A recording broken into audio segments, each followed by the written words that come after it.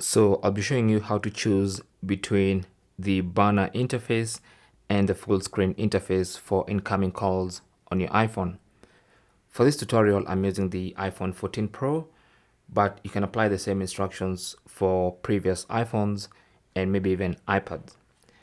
So what you need to do is go to settings. On the main settings page, scroll down to phone,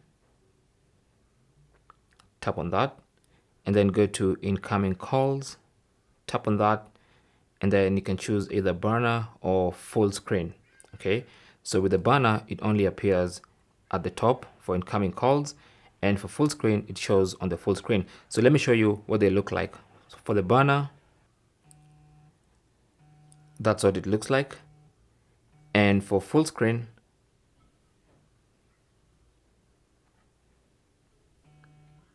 it's gonna show incoming calls on the full screen interface.